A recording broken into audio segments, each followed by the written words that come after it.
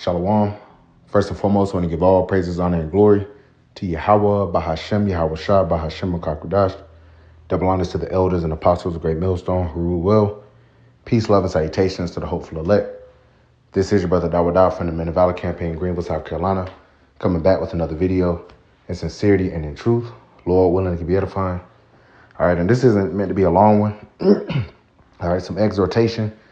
I'm going to read a couple verses out of 2nd Esdras, the 2nd chapter, all right, that are very heavy and very prophetic, of course, and exactly what we're stepping into, all right, because the kingdom of heaven is prepared, man, now more so ever, okay? Every day the sun goes, comes up, goes down, we're one step closer to the kingdom, man. All right, we're going to wake up one day and, we're not going to have to deal with this bullshit anymore. We're not going to have to deal with, the affairs of this life, deal with working, paying bills, all right, not having enough, barely making it, not having respect. All right, the Lord is course correcting. Okay, the heathen had their time to rule. All right, they had their allotted time. And as it says in 2nd Esdras, the 6th chapter, Esau is the end of the world and Jacob is the beginning of it that followeth. And we see in Esau's world is falling apart, falling apart. He's going to try to rise again. He's going to try to set up an everlasting kingdom via this MOTB. All right. But hey, the Lord is going to cut it short. All right. World War III is going to fully go nuclear after the Lord makes the MOTB mandatory when he puts a spirit on Esau to do it. So we know in our spirit, all right, as we stand upon our watch on a day-to-day basis, week-to-week basis, we encourage brothers to continue in the faith, to keep fighting, because we see how these other camps that have been compromised, how they're moving. All right. It just makes our chances a whole lot better. We just got to continue to do what the Lord has commanded us to do. All right. So let's read this 2nd Esdras chapter 2 and verse 10. Thus said the Lord unto Esdras, tell my people that I will give them the kingdom of Jerusalem, which I would have given unto Israel.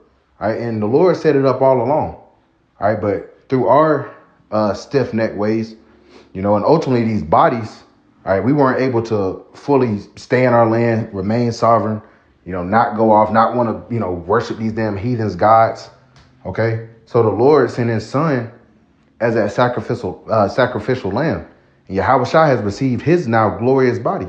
And when he returns, he's going to fashion our bodies like unto his glorious bodies, bodies that are not subject to sin, bodies that are programmed to be righteous. Therefore, the Lord is going to give us a kingdom and the sun will never set on that kingdom, meaning we're never going to be taken out of rulership.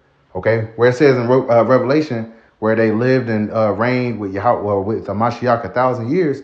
That just means that it's going to take 1,000 years to set up that order, set up our kingdom. But we're going to reign forever. The Lord is going to establish the throne of David forever. The kingdom of Yahweh Shah forever, man. All right, verse 11. Their glory also will I take unto me and give these the everlasting tabernacles. Those bodies. We're going to be given everlasting bodies, man, which I had prepared for them. All right. That's the kingdom, man. Scripture say the kingdom of heaven dwelleth within you. Right now, it starts with this wisdom, knowledge, and understanding that we have received in these mortal bodies, but our mortal will be fashioned into immortal bodies. It says that in 1 Corinthians, the 15th chapter, in a moment, in the twinkling of an eye, at the last trump, that's going to be that ultimate salvation when the Lord comes and gathers the elect from the four winds of earth. They're going to be beamed up into the chariots at the same time. The nuclear destruction is going to be taking place in America, man. Beamed up. Beam me up, Scotty. All right. Verse 12, it says, they shall have the tree of life for an ointment of sweet savor.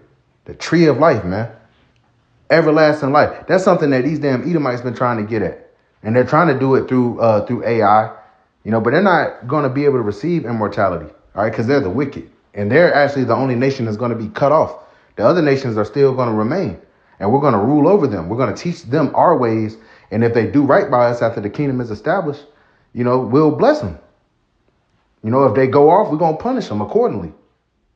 All right. But Esau is the only nation that's going to be eradicated from the face of the earth.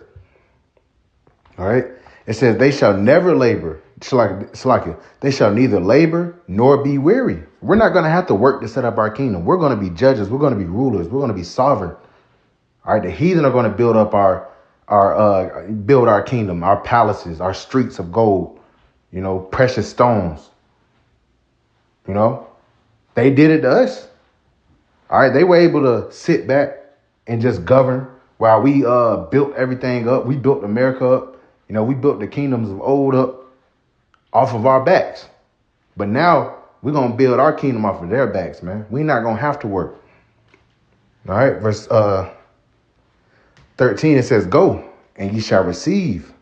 Pray for a few days unto you. See, we're praying that the Lord shorten the days, which he will for the elect's sake, man. We don't want to stay here, grow old here, keep having to pay taxes, pay bills. You see how Trump is fucking everything up. Inflation, hyperinflation is coming. Okay. We're praying for a few days unto us, man. It says the kingdom is already prepared for you. Watch. Hey, we're watching, man. Like that old Trinidad James song. Don't believe me, just watch, man. Just watch. We're watching and praying because we seeing that the Lord is setting this up before our very eyes, man. And it's beautiful. All right. Hey, we see it at camp. We seeing how these people beginning to look at us. They can't, they don't know it yet, but their spirit is, hey, these are the future rulers. Lord willing, we be of the elect, man. But either way, Jacob is about to be established on the earth, man. And that's what we've been waiting for our entire existence. For Israel to reign supreme, man. Verse 14, take heaven and earth to witness, for I have broken the evil in pieces and created the good. For I live, saith the Lord.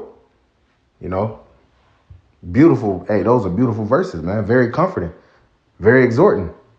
This is what we're fighting for. We're fighting for that immortality, man. We're fighting for Yahweh Shah to come back and sit on the throne, for King David to sit on the throne, for the 144,000 to sit on their thrones, for the elect to reign, for Israel to rule over the nations. That's what we're waiting on, man.